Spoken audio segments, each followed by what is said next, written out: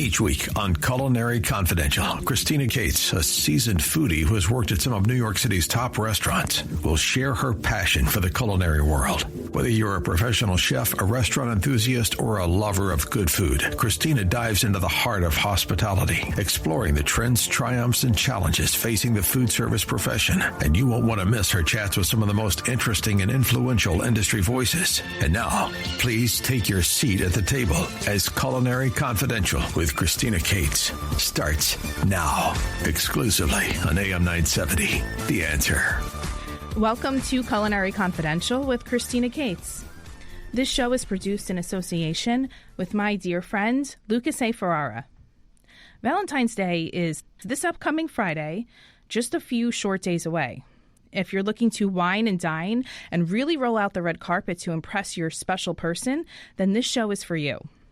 On tonight's episode of Culinary Confidential, we're talking about the highly admired and dedicated community of Michelin star restaurants and really what it takes to be part of that. I've eaten at a decent amount of Michelin star restaurants in New York, such as Estella, Teresi, Resdora, Gramercy Tavern, just to name a few. But some of my favorite restaurants aren't even the holders of the prestigious Michelin star. Some special ones for me hold the Bib Gourmand title from the Michelin Guide. This means the restaurant isn't quite a star, but most definitely not a consolation prize. The Bib Gourmand, named after Bibendum, the friendly Michelin man, and the official company mascot for the Michelin Group, is a just as esteemed rating that recognizes friendly establishments that serve good food at moderate prices. Restaurants like Cocodoc on 22nd Street and Bungalow on First Ave do this very well, in my opinion. A Michelin star is a highly sought-after award that recognizes a restaurant's food, service, and ambiance. It's considered the highest honor in the culinary world. Now, why is this important? Because it sets the standard. Michelin stars are the benchmark for culinary excellence. They represent the highest level of culinary expertise and consistency. They also attract high-end customers. Michelin-starred restaurants can attract high-end customers, and it helps them gain a competitive advantage. A star can change a restaurant's trajectory and greatly improve a restaurant's reputation in business. But it also sets a chef apart. Being a Michelin-starred chef is a huge honor that sets them apart from other chefs. Now, this is how it works. Michelin inspectors anonymously evaluate restaurants based on strict criteria. Restaurants can be awarded 1, 2, or 3 stars, and they can lose stars if their standards slip. 1 star means a very good restaurant. 2 stars means excellent cooking that is worth a detour. And 3 stars mean exceptional cuisine that is worth a special journey. I've invited on the show with me tonight Ellen Hunter, also known as the Star Crawl, and her good friend, Chef Nadav Greenberg, who is the head chef of Shmone and recipient of a prestigious Michelin star. Nadav's story is one that bridges his upbringing in Jerusalem to the celebrated kitchens of New York. Now, in 2017, Ellen embarked on a quest to visit every Michelin star restaurant in New York City. Since then, she has dined at hundreds of Michelin stars and met countless chefs along the way. She is the owner and founder of Ellen Hunter New York City. It's a jewelry brand that has been worn by celebs like Taylor Swift, Beyonce, and even the Queen of Denmark. But more importantly, she knows a good meal and a good experience when she sees it. I connected with Ellen on Instagram. She has this fun social media personality called the Star Crawl, so I slid into her DMs and asked her if we could collab on a show around Michelin star restaurants, and here we are tonight with Chef Nadav Greenberg in tow. Back in 2019, Chef Nadav started working beside one of the most well-known Israeli chefs in the world, Eyal Shani. Now, Nadav is at the helm of his 50-seat tough res to snag Shmone. Shmone is an Israeli restaurant where they change around 30% of the menu daily. Chef Nadav is half Romanian and half Moroccan, and his background plays an influential role in the dishes he's developing at Shmone. Ellen, Chef Nadav, welcome to Culinary Confidential. Thank you for having us. Thank you so much. My pleasure. Ellen, I want to start with you. What drew you to Michelin restaurants in the first place? You know, I have to tell you, I eat out a lot. I have always eaten out a lot. Is it because you don't know how to cook? You know, I know how. I just choose not to. You like people serving you. I do. And also New York just has, 30,000 amazing restaurants. Yeah. Maybe not all amazing. Why not? Right, exactly. I like when he cooks for me instead. It's just the only thing I know how to make is reservations. I always say that. And I just, I think that one day I was at a fantastic brunch at Minetta Tavern with some friends. And I look up on the wall, I see the Michelin star, and I think to myself, what is this? I Google it quickly and find out there's 74 in New York City. And we'd had a few mimosas. Everything sounds better after a few mimosas. Everything in the world, exactly. So I thought, you know what? I'm going to go to all of them. But initially I said, I'm going to do it this summer, which was so crazy. I'm going to do it in 30 days or whatever it was. And then I realized that's not so easy. So I mean, that's an expensive habit, Ellen. It's a very expensive habit. So it really took a bit longer than a year. But I came up with the idea of the star crawl, kind of like a bar crawl, but Michelin stars. And genius. Here we are today. 8 years later almost. I mean, do you remember your first Michelin starred experience? I do. It was a couple of years prior to that. The very first Michelin star I ever went to was the Modern. Oh, yeah. Unbelievable. Yeah.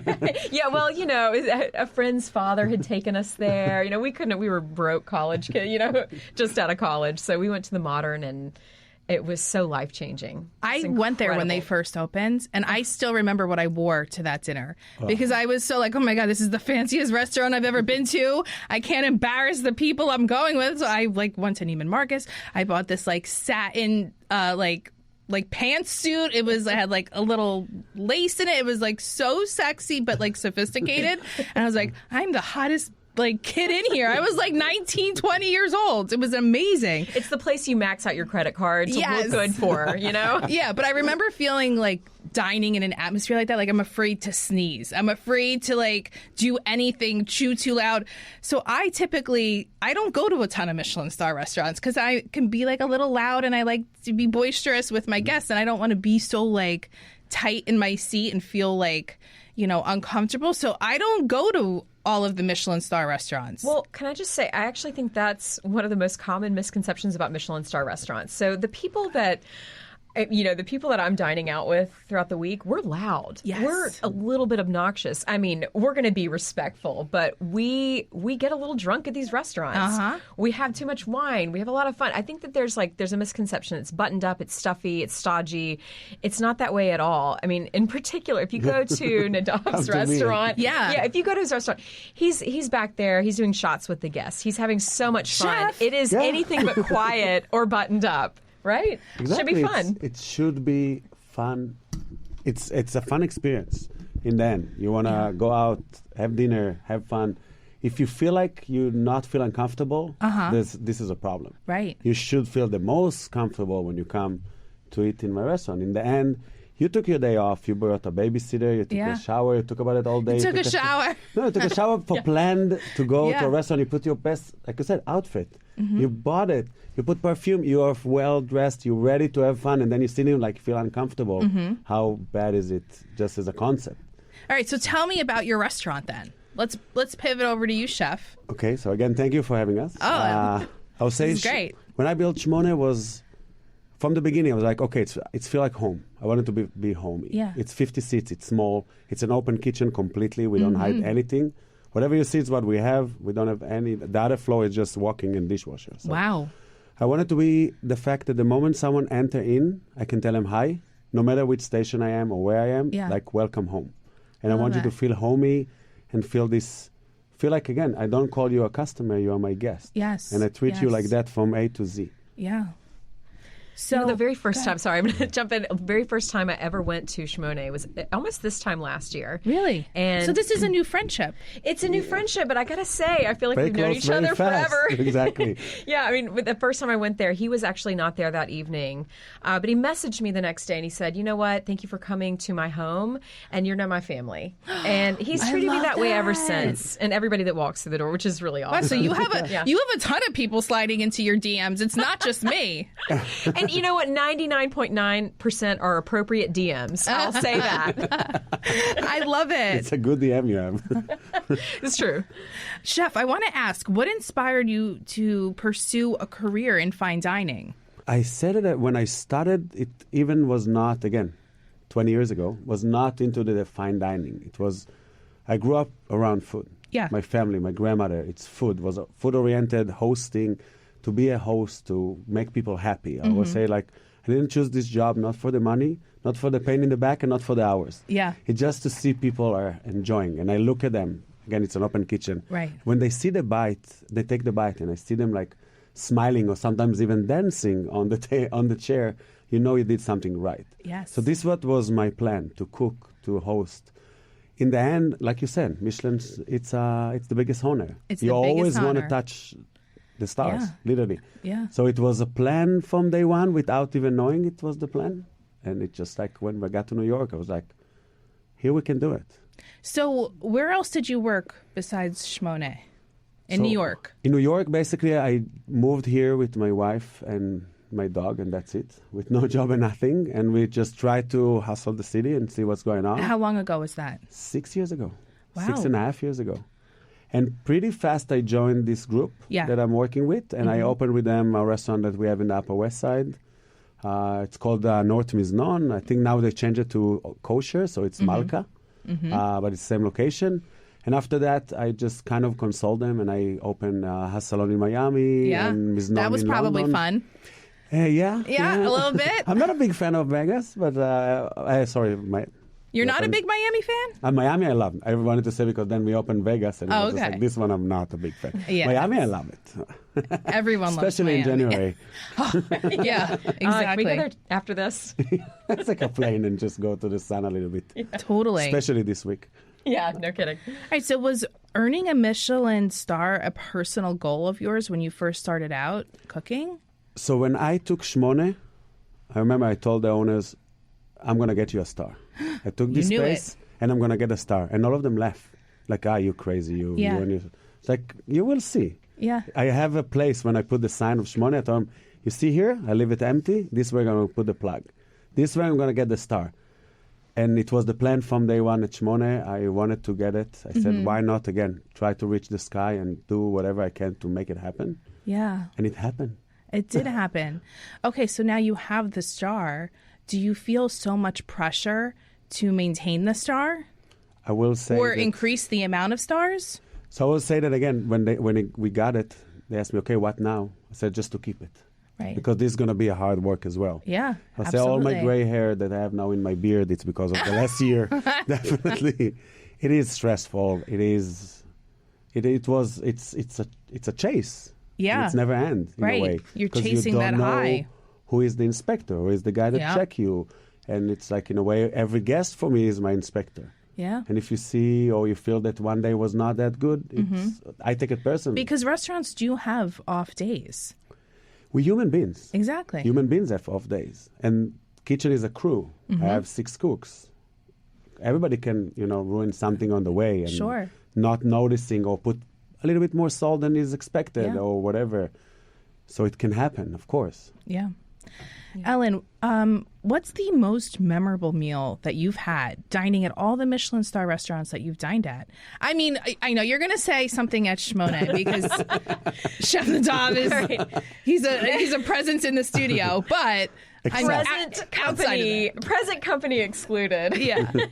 I would say I always think back to recent memory. I would say the most memorable meal. I mean, can I say 2? There's 2. Yeah. Say whatever you want. One. Okay, so I'm going to do one in New York and one out of the country. So the most I think the best meal I've ever had in my life was at a restaurant in Singapore that has 3 stars called Odette. Okay. It was so. It's similar to the Modern. It's inside of an art gallery, right? Or it's adjacent to an art gallery. Mm-hmm. It is such an elevated experience. It's so beautiful. It's not only the great dining, the great dishes, and just the imaginative cuisine, but it's also the presentation was just so over the top beautiful and perfect. And I think that was the most flawlessly executed meal I've ever had in my life. And then in New York City, I have to say I mean, it was very recently. It was Chef's Table at Brooklyn Fair. You know, they reopened the restaurant. They had closed down for a little bit. They did some renovations, some changes with the menu, the team, whatever. And they were a 3-star. They closed down. That Michelin had, reset the clock for them, I guess, whatever, when it comes to stars. That's one way to say it. And I went there before they had earned recently 2 stars back. So that was incredible. I had also not gone to a great fine dining experience in a few weeks, and I think I was just like, leaving starvation. But not just because of that. It was also just, it's such a fabulous experience. Wow. I think that's, the best tasting menu in New York City right now. Yeah. Have you ever been disappointed in an experience where even 1, 2, or 3 stars and you're like, nah, I don't get it. It didn't track for me.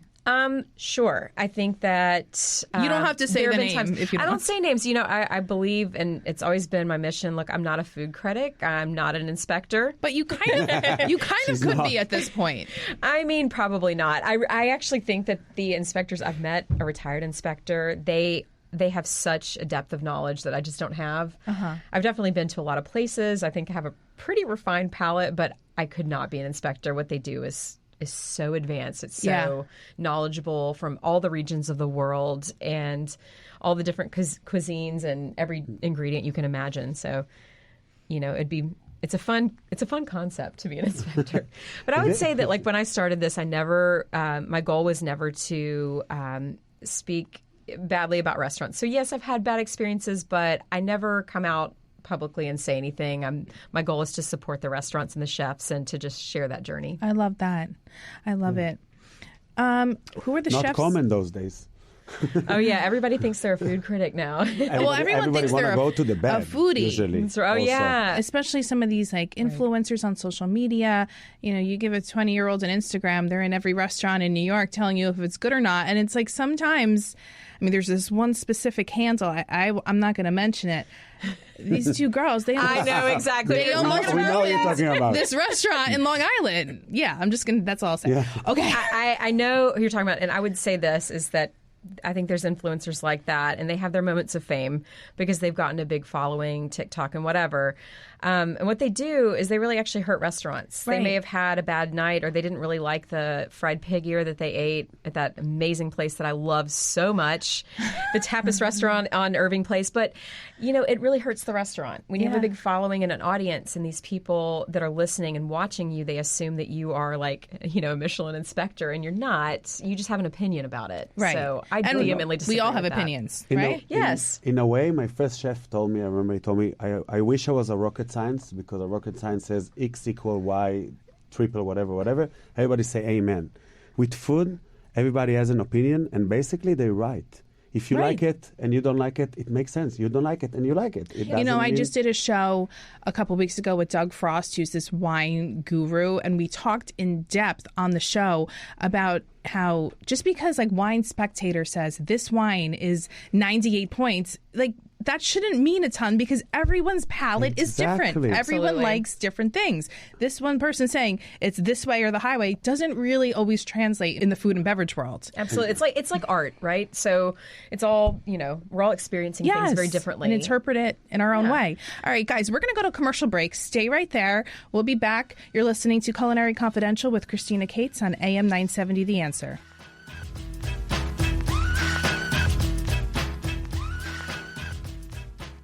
Over the last 30 years, Newman Ferrara, a New York City law firm, has evolved into a national practice focused on real estate, commercial, litigation, civil rights, class actions, and other complex litigation, representing many of the city's largest property owners, managing agents, and thousands of tenants. Newman Ferrara handles some of the nation's most significant class actions and civil rights matters. Newman Ferrara at 1250 Broadway in New York City. Go online to newmanferrara.com.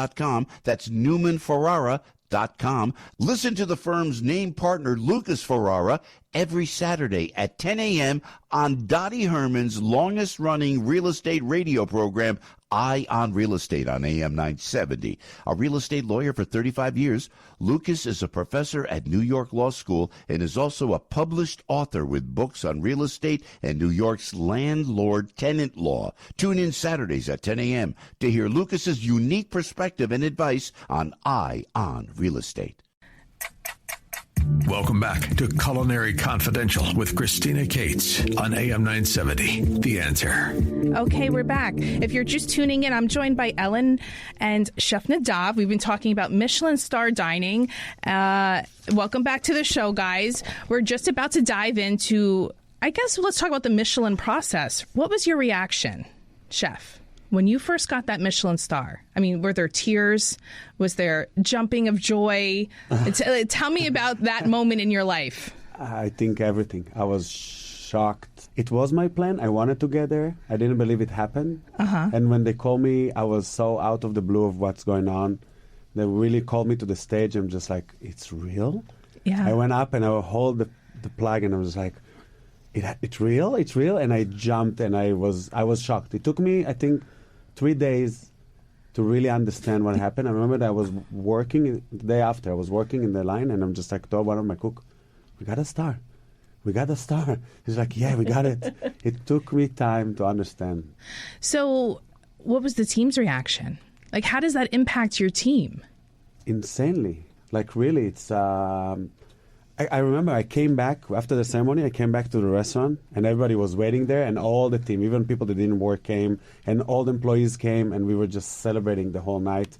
And everybody was just like shocked because they're, in a way, they believe in the way I want to do, what I want to go, and they were like, I joke with like Anthony Bourdain book, we were like pirates. Yeah. Like coming in the morning, going into this dream, finishing the night at 3 a.m., go back at 8 a.m., again and again and again and again, and just like following this route of like, we're going to make it. And it happened. I just feel like, I mean, if that were me and I was on your team, I'd be coming to work now every day. Like, my uniform's a little crisper. My knives are a little sharper. I'm just like, all right, we're doing it. Like, we did it. We have to keep this going. That's a lot of pressure. In a way, I remember the day after I came, and I was like, okay, what I'm doing now? And then I took a deep breath, and I walked around the neighborhood, and I said, we got it because who we are. Because we got it because what we did was good. So it means we need to keep doing what we do the same way. We're just like you said, and push for more and more and more and be better. Sharper knife, tighter, a little bit better. Question ourselves if this sear is the right sear, if it's the right salt. Big question about that. But keep believing what we do and just push ourselves. Did you know in the moment when you were getting inspected? No. Or you literally just had no idea? The last 2 years, I still don't know. Oh, wow. No, nothing.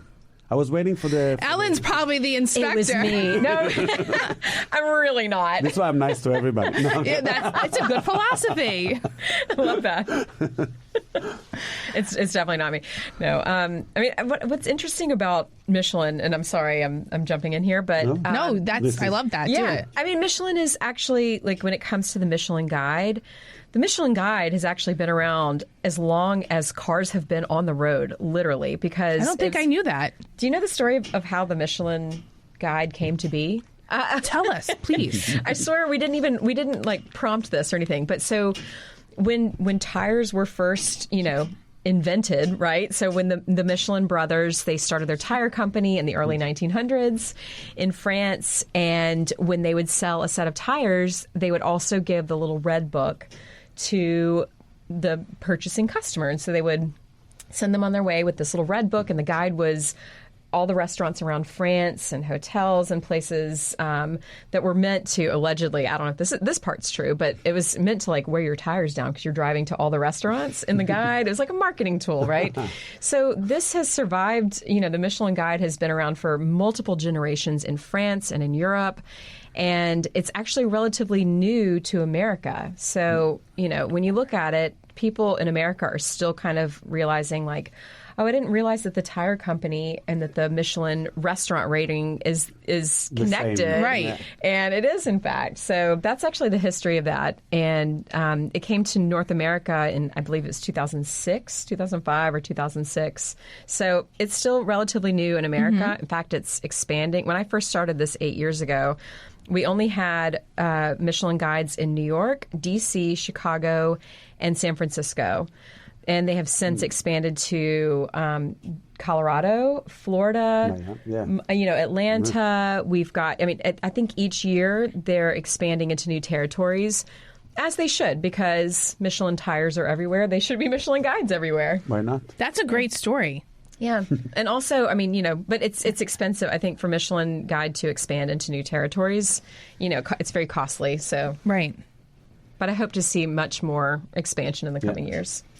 Ellen, have you noticed any common themes or trends across Michelin-starred menus? Common themes? No, we're actually just talking about this.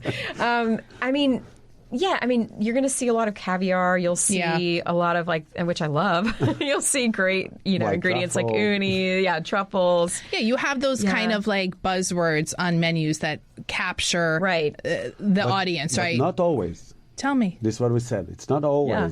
It's like, for example, at Shmona, you're not going to see those things because it's not related to what I'm cooking or where I came from or my grandmother. I'm cooking my grandmother food in an elevated way. Yeah. My grandma came from Morocco. Tell me a dish. Tell me a dish.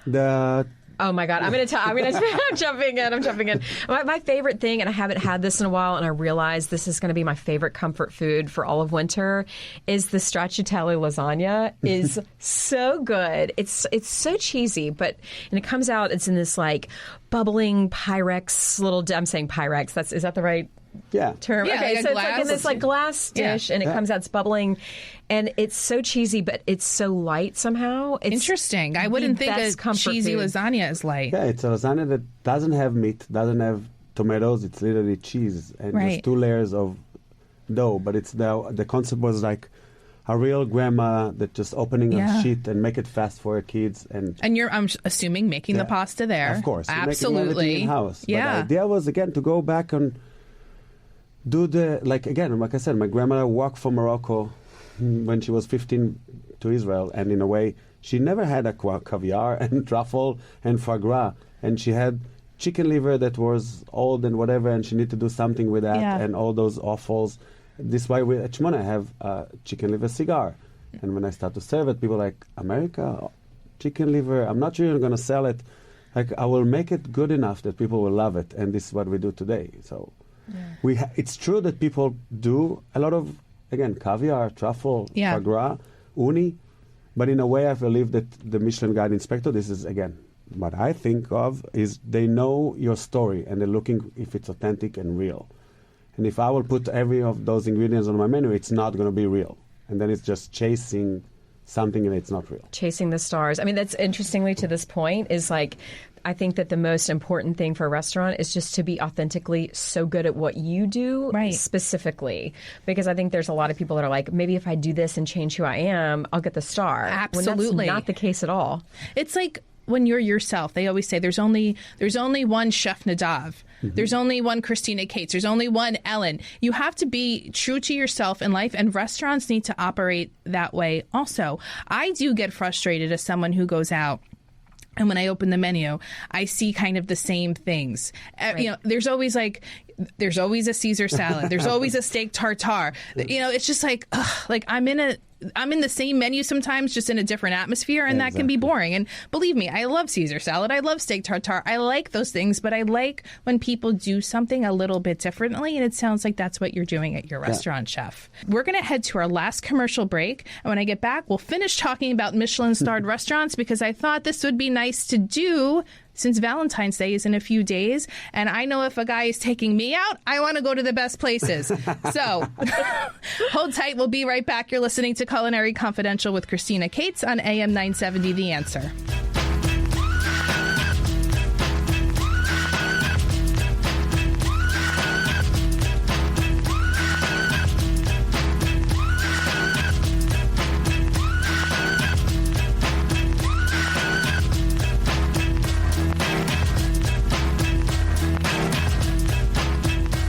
Over the last 30 years, Newman Ferrara, a New York City law firm, has evolved into a national practice focused on real estate, commercial, litigation, civil rights, class actions, and other complex litigation, representing many of the city's largest property owners, managing agents, and thousands of tenants. Newman Ferrara handles some of the nation's most significant class actions and civil rights matters. Newman Ferrara at 1250 Broadway in New York City. Go online to newmanferrara.com.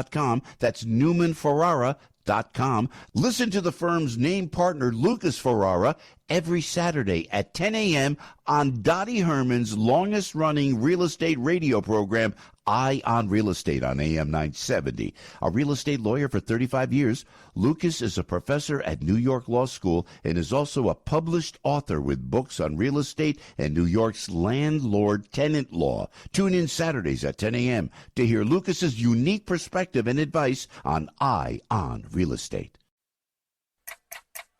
Welcome back to Culinary Confidential with Christina Cates on AM 970. The Answer. Okay, we're back. We're talking about Michelin star restaurants this evening on Culinary Confidential. And I have Ellen in the studio who, she dines at all of them, and Chef Nadav with her. And Chef, I want to talk real quick because I know you're at Shimone. You got them the Michelin star. Good for you. But what else is going on in your career, your personal life, cooking-wise? Anything exciting on the horizon you want to share with us? Actually, yeah. So as we spoke, the plan was to get a star and keep it. Yes. And now I'm moving on, and I'm going to open my own new restaurant. That's going to be insane. Hopefully this summer we're going to open a new restaurant. I'm joining a different group. Open a Mediterranean concept that will be mine. Right. Going to be big. Okay, so when you do actually get that footing under you and you're settled, maybe we have you back at some point and you can talk about this new concept that you're doing that you can't fully speak on right this moment. I would love to.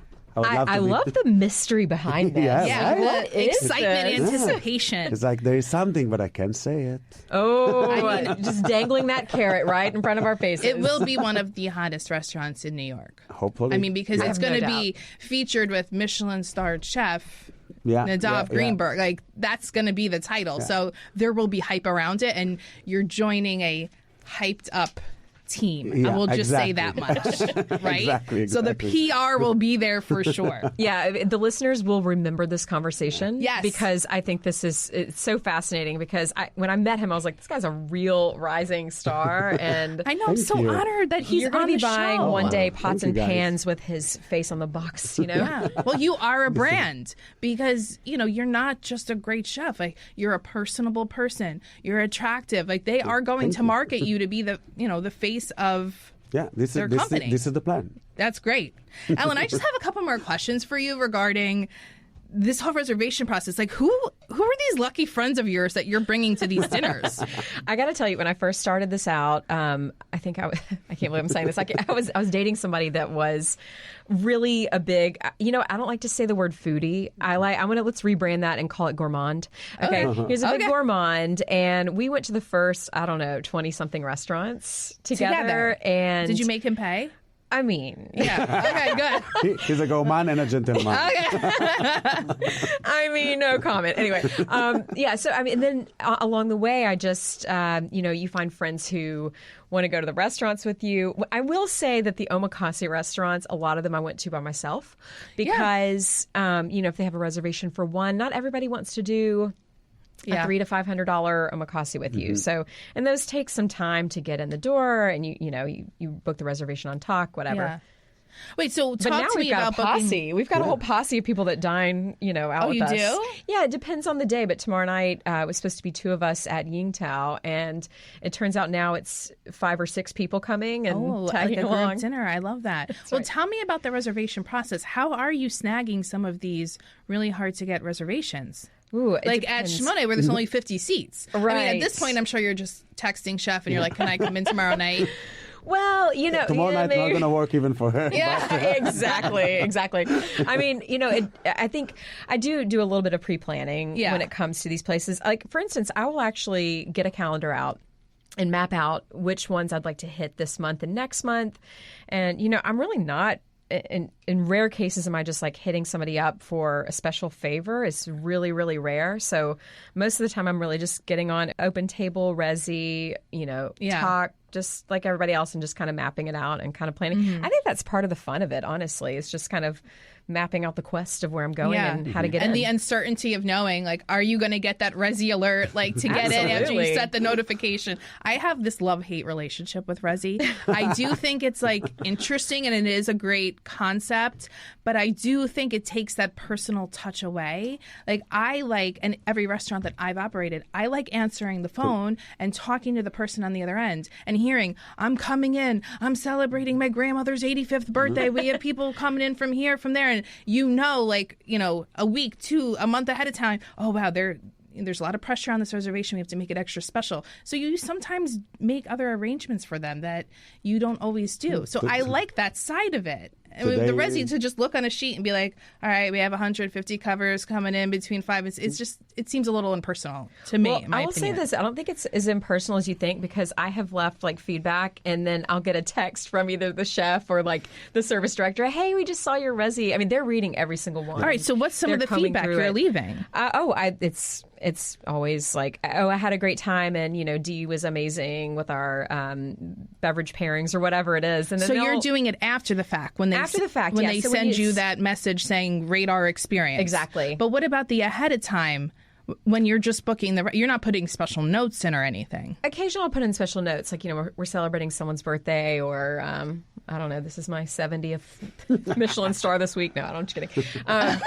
No pressure. No pressure, no. Do you know me? No. We'll put, notes in there. You guys read those, right? I read every morning. Of course he does. Yeah, so as the chef, you're like, I want to see. I'm going to the list and see who is marked and who is special and who has a birthday or something, and I mark them and we talk about them in the pre-shift. Yep. Which table, whatever. And let's talk about pre-shift meetings for the audience out there that maybe has never worked in a restaurant and they don't know the term a pre-shift meeting. Let's talk about what it exactly goes down in that pre-shift meeting. So, for example, at Shmone, we open at 5:30. At 5, we set everybody. Yep, kitchen front of the house floor, and back of the house. Yeah, both together. We're talking about, first of all, the host says how many covers, who is coming, who is the regulars, who is special, how many birthdays, where they sit, any notes on anything like that. Then usually I will go up and talk about the menu, what's new, what we changed, talk about ingredients, seasonal again, something changed, something get today. Today we have a different fish. Talk about the menu a moment, have questions, and then again, the bar manager will come and start to talk about wine and what we're going to sell today and what is special today. We basically briefing the day, what we're expecting and what we expect from our... Amazing. And believe it or not, there are some restaurants out there, I mean, they're obviously not good ones, but they don't do a pre-shift meeting. They're just, it's just like people come in, come out. They don't have any idea what's going on. But Chef, while we still have you in studio with us and before you're no longer at Shmone, I just want to talk about your creative process, like with the menu. How do you approach creating a new menu or a new dish? Because you're changing 30% of the menu daily, right? Yeah. So I'll say that it's many aspects will come from the market. So whatever's available that day. I go to the Union Square Market 3 times a week, personal. I go in the summer with my bike. Now I'm just taking the subway. But I literally go and see what is in season, touch the ingredients, mostly buy from them. And then I see that, okay, for example, now okra was in the summer. So like, okay, how much you can promise me that I can get? I get it back to the restaurant. I build a dish, we taste, we say it's okay. Call to the vendor again, tell them, okay, from now on I need those special okra, fresh okra that have only at Norwich Market. They have a very baby ones, beautiful. Only between, again, August, September, so I know I can put it. Now it's on the menu. Right. I'm getting a whole lamb every week, so I cut it and use every different part every day. So every day is a different cut. And there's probably not a lot of waste. You're utilizing all parts of the animal. Yeah, we don't throw anything in the garbage. That's amazing. Everything that we have, we use, even if it's for stocks or family meal or, again, I always say you can buy lamb chops. Everybody loves lamb chops. I can buy just lamb chops and sell them. But for me, when I bought the whole lamb, I respect the animal. I respect the product that I'm getting. And I'm using it smart that I use all the parts. So everybody take the lamb chops, but who use the shoulder or the neck? And I can use all of them, what means that for me, I respect the animal more, and it's make my team more creative, my menu more creative, and this is... And it helps your food cost. Definitely. Yeah. This is a side note. Very smart. How do you balance creativity with, customer expectations? Does it influence sometimes when you're deciding to create a menu? I will say that I will do what is in my head, but I will be ignorant if I'm not going to listen to them. Right. So, example, like you said, that I will go to Resi every day before service. The day after in the morning, I go into Resi survey and I look what people said. And if I read for 3 days in a row that they didn't like a dish, or my waiters will come and say, this dish, they said it's not good, not good, not good. Right. I will be too arrogant or too think that I'm better than if I think that I will keep it. I have to listen to them because it's a work together. It's I cook, they eat. Yeah, that's the circle of life, right? Exactly. All right. How do you think, and Ellen, this is also for you, how do you think the Michelin Guide influences the restaurant industry? Well, I mean, the Michelin Guide has been around for multiple generations, and I think it's the benchmark for great dining. I think that, look, there's been very, very few times that I did not agree with Michelin's rating. There's a few places that I think that they missed this year. I do. I think Bungalow should have a star. I agree with that. 100%. I agree with that. Yeah, I think Bungalow should have a star. That's the one that comes to mind the most. Yeah, that was tough. It was tough to not see them get a star, but there's always, I know it's hard to hear this, but it's there's always. But I will say, because I mentioned them earlier in the show, Bungalow and Kokodak having the Bib Gourmand, I think Kokodak should have a star also. Really? They have incredible hospitality and service. Oh, yeah. I mean, I haven't seen it in a really long time. The food is fantastic. It's high-low, champagne and fried chicken. Absolutely. But that fried chicken, I mean, there is no better fried chicken. I think anything Simon Kim does is genius. Yeah, it's gold. I think anything he touches is gold. He is such an incredible person. Yeah. We actually ate at Kokodak and drunkenly sang karaoke right after the Michelin Guide ceremony this year. So I credit Simon Kim with saving my life that night because we didn't have enough to eat at the event, but we drank too much and we get there and Simon just brings out a plate of fried chicken. So I was like, thank you for saving my life. All this bubbling, you're just like, exactly. Let's have some fried chicken. Oh, it's so great. So great. No, Kokodak is amazing. It reminds me, it's so similar. I think everybody obviously knows Kote. It's one of my favorites in the city. It's just so unique. I think Korean food in general is having such a moment right now. You've seen in the last, 7 years, a massive movement in Korean fine dining in New York, in America, and in the Michelin Guide in general. You're seeing a lot more Korean restaurants. I think you're going to see more of that. Even Jungsik's story this year. Yeah, the Jungsik getting 3 stars this year was really big. I think that it's amazing. It happens to be one of my favorite cuisines, so it's very exciting. What's one thing that you would change about the process or the criteria with the Michelin Guide? One thing, I mean, I don't know. I would say, I like to see more. I tend to gravitate towards the more casual dining experiences and more approachable places like Shimone, like Sema, like Bungalow. Those are the places that I feel, the family style dining. Those experiences I like more. So I'd love to see more star ratings in that kind of category. In a way, like we started a conversation to make you more comfortable and not think that I'm not going to Michelin star less because intimidating. I'm not. Exactly. I love I it. can sneeze.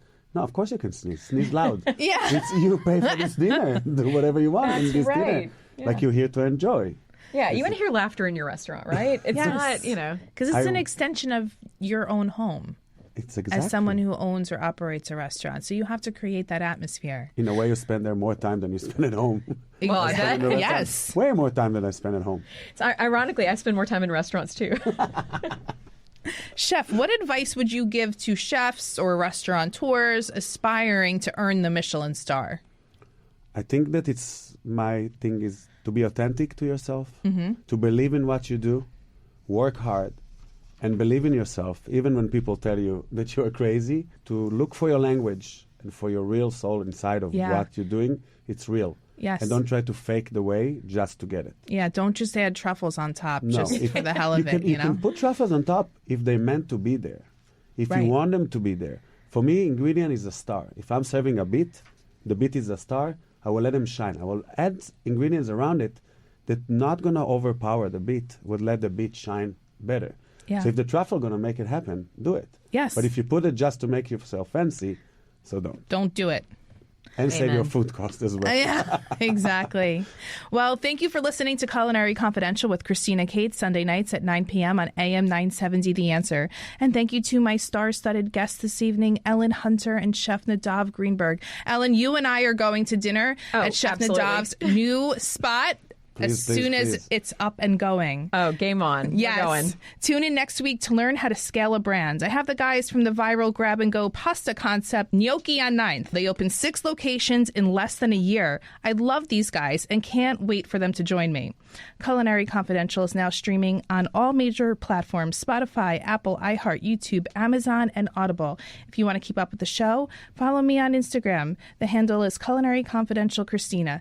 Send me a message if you have ideas or topics that you want to hear on the show. That's it for tonight. Thanks for listening and have a great night.